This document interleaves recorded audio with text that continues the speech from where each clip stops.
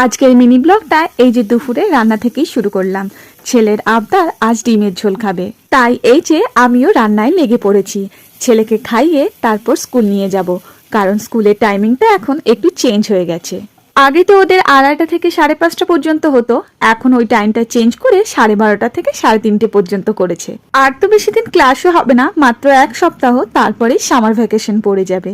ছেলেকে তো স্কুলে ঢুকিয়ে দিয়েছি, দুপুরে একটু ঘুমিয়ে বিকেলে চা খেয়ে এই যে একটু মোড়ে চলে এসেছি। এখানে আর বেশি কিছু নেওয়ার নেই, ওই কয়েকটা টুকিটাকি জিনিস নেওয়ার আছে, সেগুলোই নিয়ে নেব। এর আগে একটু সবজি বাজারেও গিয়েছিলাম, ওখান থেকে আলু পেঁয়াজ বেশ অনেক সবজি নিয়ে এসেছি। আর এই ঝুড়িগুলো দেখো কি সুন্দর, একসঙ্গে 3টে দিচ্ছে, আর বেশি দামও না। আর এই যে আমার ছেলের কাণ্ড দেখো, 5 স্টার নিয়েছে একটা, কিন্তু বিল করার আগেই প্যাকেটটা ছিঁড়ে ফেলেছে। চলো তাহলে, আর জিনিসপত্র নেওয়া হয়ে গেছে, এবার বাড়ি যাই। সবাই ভালো থেকো, সুস্থ থেকো, আর সবাইকে ভালো রেখো। আবার দেখা হবে নতুন